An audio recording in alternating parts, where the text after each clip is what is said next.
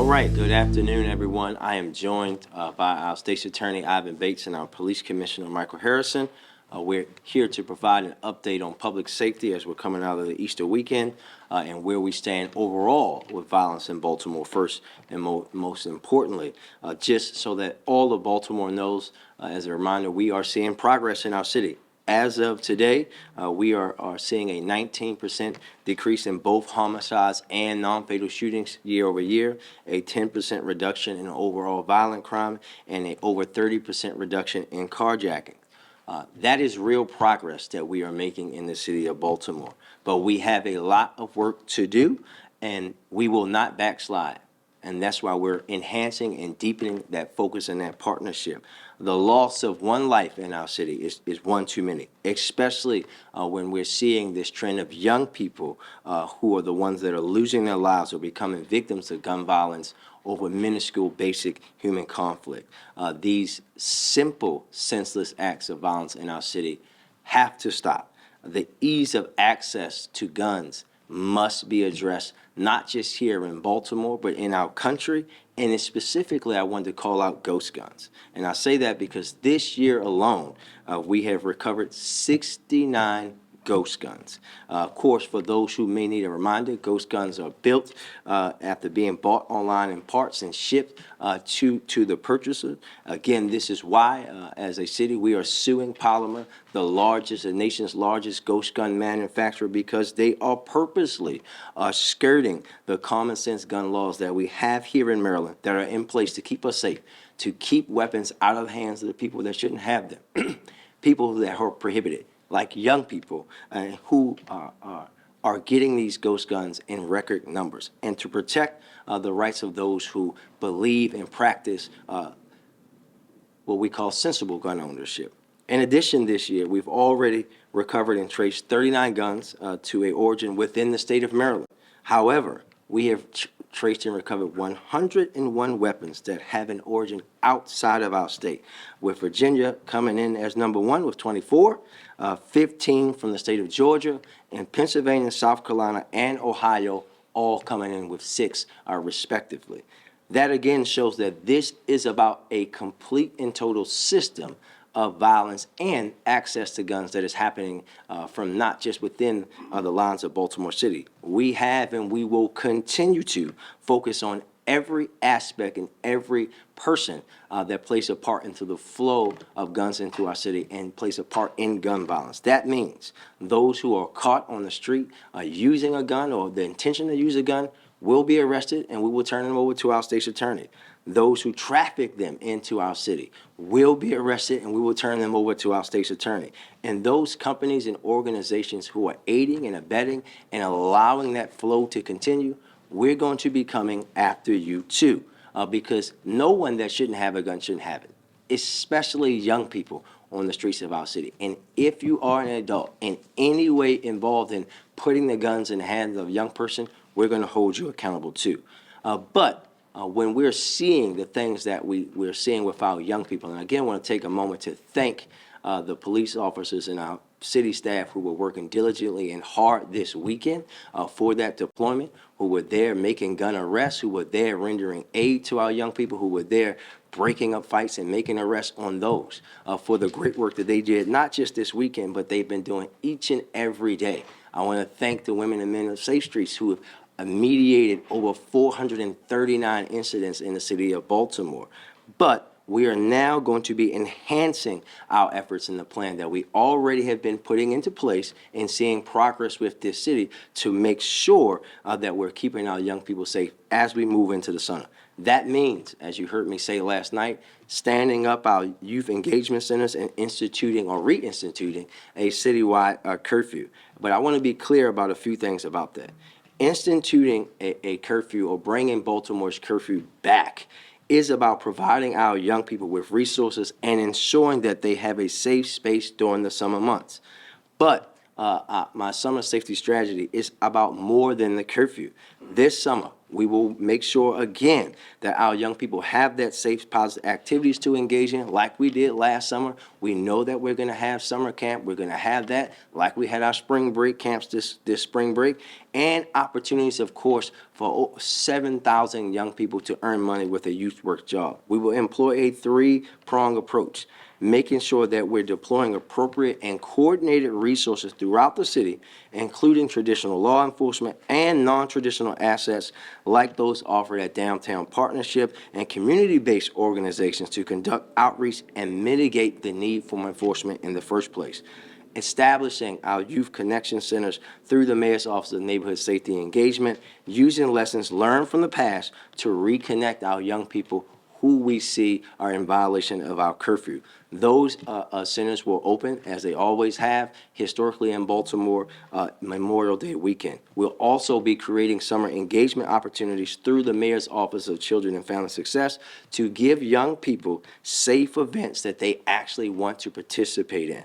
We will do our part to make sure that we protect our young people. But we need not just our community-based organizations and professionals, everyone to work with the young people this summer. We also, this is again a message out to families who have young people. We need you too. I should not be talking to 10 and 11-year-olds on Pratt Street after a shooting happened in Baltimore City where young people have been shot and they don't know where their parent is. That happened last night. We can't be a city, we won't be a city where we allow that to happen. That's why we need these centers. That's the type of young people that I remember as a staffer running the center interacting with, who said, I came here on my own because I wanted to eat. I haven't seen my parent in 2 and 3 days. So for those who are thinking this is solely about snatching young people off the streets and putting them in the room, no, this is about making sure that we know what is going on with those young people, because it's not normal or okay for young people that young to be outside that late at night by themselves, miles and miles and miles away from home. And with that, I'll turn it over to our police commissioner. Thank you, Mr. Mayor, and good afternoon. Over the holiday weekend, Baltimore experienced several incidents of violent crime while also having a robust deployment of officers and law enforcement partners, and also while handling multiple large-scale events. Our officers responded to 7 shooting incidents with 4 fatalities and 5 non-fatal shooting victims. The home opener at Oriole Park, Camden Yards, took place without incident, despite having the largest attendance since 2018, with over 45,000 fans. The grand opening of CFG Bank Arena and concerts all weekend long, including a sold-out 14,000-person Bruce Springsteen concert on Friday night, also took place without incident. Additionally, the Under Armour Soul of the City 10K race took place Saturday in Harbor Point with no incident, requiring more than 100 officers to secure it from start to finish. In that same time frame, officers made 1 attempted murder arrest, 4 robbery arrests, 12 handgun violation arrests, and 12 narcotics arrests. As mentioned yesterday, officers were conducting crowd control in the 400 block of East Pratt Street. There were more than 30 officers and law enforcement partners in the downtown area, to include the MTA, the MDTA, and school police. With more than 250 youth in the area, officers were able to make an arrest for fighting while following a fight that broke out among several young people. A short time later, while escorting that arrested subject away from the 400 block, multiple shots were fired by an unidentified suspect with officers less than 25 feet away. Officers immediately canvassed the location and located a 14-year-old male and a 16-year-old male, both suffering from non-life-threatening gunshot wounds. Investigators later arrested 2 juveniles yesterday, one 16-year-old and one 17-year-old. Last night, as information was coming in, we were pursuing every possible lead that either of these suspects could be involved in the shooting.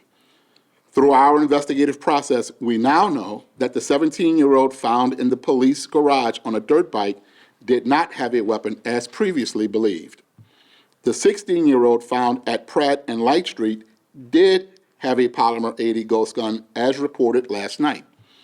Neither of the arrested suspects have been confirmed as persons of interest or suspect in the actual shooting. This investigation is still very active and ongoing, so we're asking anyone with any information about who committed this shooting to call detectives right away, or you can do it anonymously by calling 1-866-7-LOCKUP. We're working closely with our state's attorney's office and all of our partners, both law enforcement and community. We are once again talking about juveniles being potential suspects and victims of violent crime. All of us here are working in partnership to look at how we combat youth violence, to include addressing youth interactions, guns in the hands of other young people, more involvement from parents, faith leaders, business leaders, and community leaders. And now at this time, I'll turn it over to our state's attorney.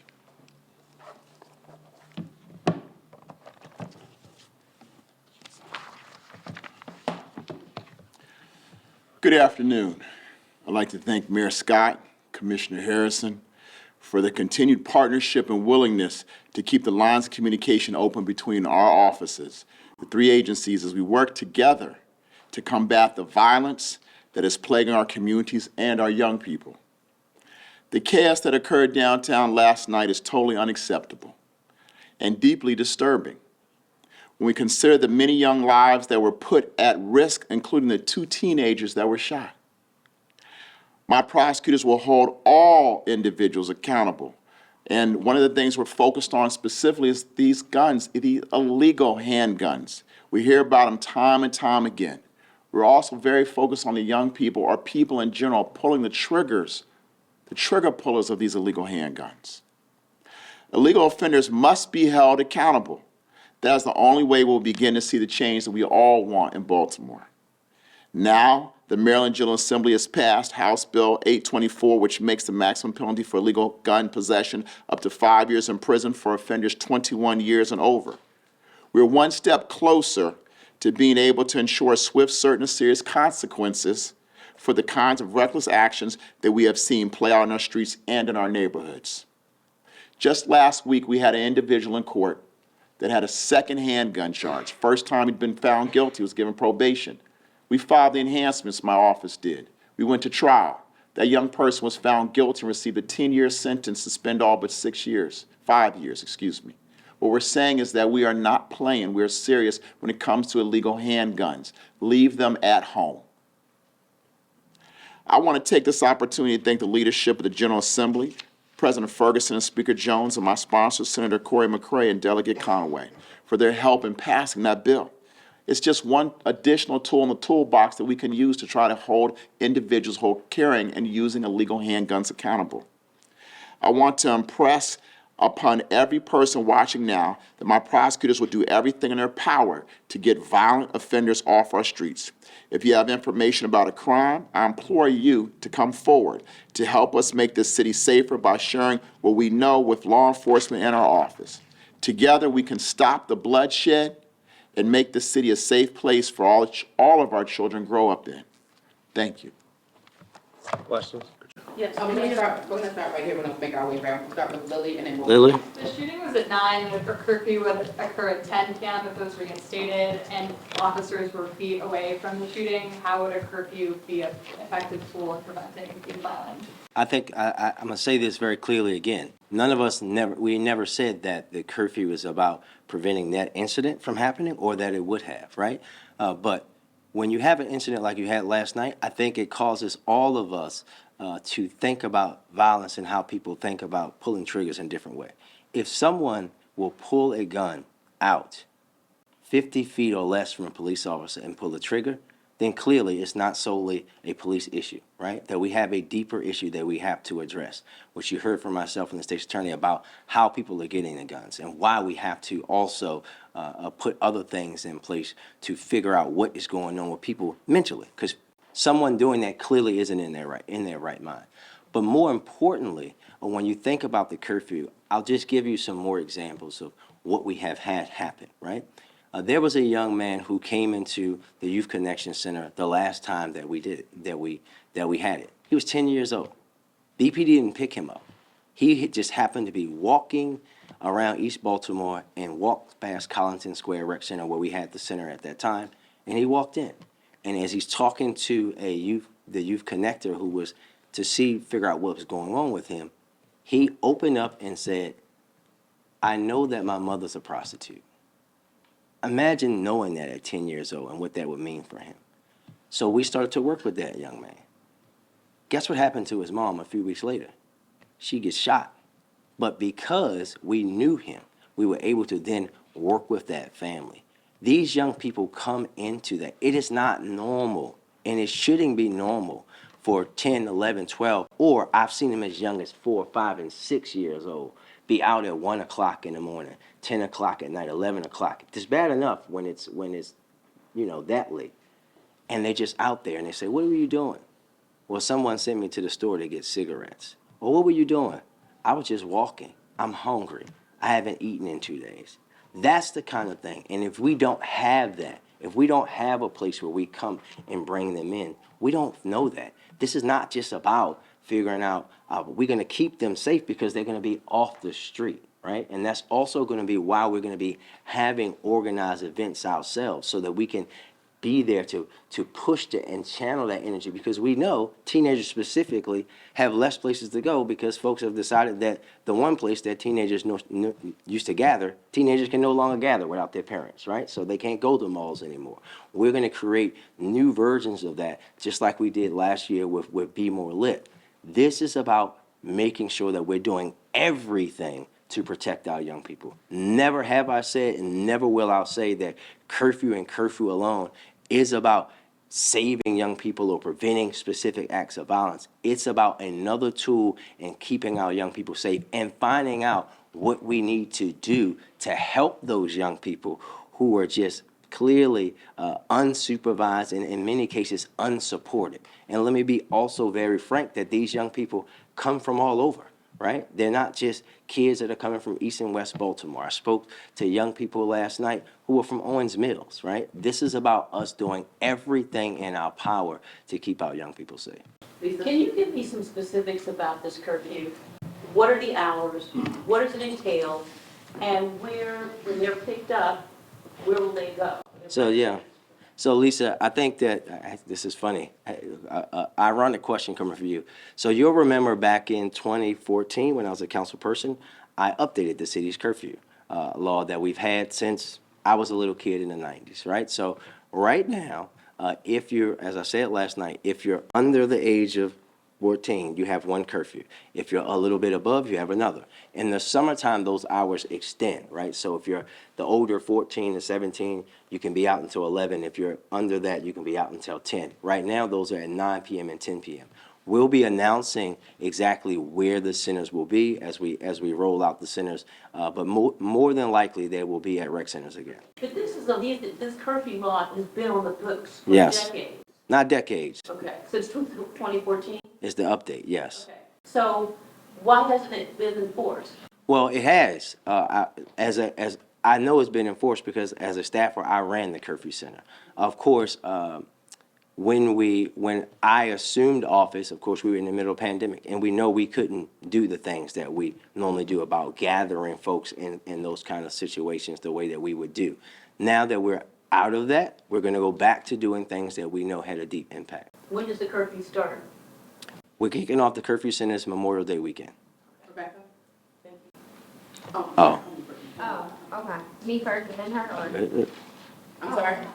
Yeah, I guess I was similarly confused. How is the curfew being enforced, especially if parents? Well, yeah, what we'll do for everybody is send you guys out to the law, how it is, and a reminder of how it's done. It's not a new thing for Baltimore. I think that your viewers will know exactly how it's enforced because they probably had it happen to them like we But did at that's school. not going to happen like tonight, tomorrow? So let me be very clear. The centers themselves start in the summertime. That's a Baltimore tradition at this point. We've always had, we used to call them curfew centers. We evolved to calling them youth connection centers after the law change in 2014. The police department itself can always, and school police, everyone, curfew can be enforced anytime, at all times throughout the daytime. If they're not in school, obviously they get taken back to school, all of that. That will continue and keep going on. But we're talking about specifically around summertime and summertime curfew enforcement when we talk about the youth connection centers themselves. Brittany? Okay, I just have two questions. So I know the reform ordinance is what you're referring to, that's been on the list for some time. So is it gonna be similar to that in terms of? It'll be exactly like that. We'll follow the law to the T. And thank you, Brittany, for asking and bringing that up, because this, again, is not about a punitive nature, right? Those in the press that will remember, the reason why I changed the law was from my experiences, because what would happen to a young person if we found a young person one night, right, and then they came back to the center the next night, then what would happen is that we would file criminal charges or maybe go and arrest the parent. Well, if you do that, where exactly do you think the kid's going to be on the third night? They're going to be back out on the street, right? So we evolved ourselves into having it that first we offer up services for young people and their families, and we want them to take us up on that. And if they don't, they get to a certain point, then it gets turned over to the court, and the court decides what happens. So do we have the staffing and capacity like in Parks and Rec and then? It won't just be Parks and Recs. It'll be a multifaceted, but yes, we have the staffing, and I know that I'll be volunteer to work it myself this summer too. Rebecca? So to be clear, yes, who will ma'am. be doing the enforcement? Is it going to be police officers? And then again, are they going to be taking them to the rec centers at all hours, or will they be taking them home? So I won't get into the details of when we would take a young person home. BPD will be doing the enforcement. Law enforcement is the only ones that actually can do the enforcement portion. When we determine where the centers are, that's where they'll be taking them. But again, you don't have to. Young people can walk in. We get a lot of walk-ins too from young people. And then they will go through a myriad of services to figure out what's going on with the young people. And then we'll wait for someone to come pick them up.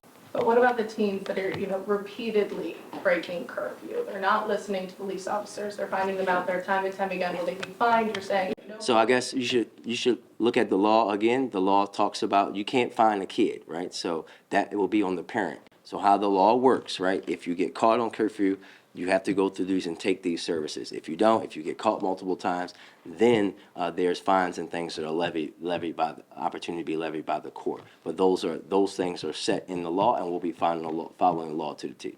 We're gonna end here, Candace, with the banner. Do you have any priority areas that are going to focus on the enforcement, or will it be kind of just? Everywhere is a priority because our young people are mobile. Young people are mobile, right? If we see a group of young people who just happen to be walking in Drew Hill Park at 1 o'clock in the morning, if they're in the harbor, if they're in West Baltimore, does not matter. We've historically done it all over in all 9 police districts, and we're going to do that again. Any other thing? Thank you.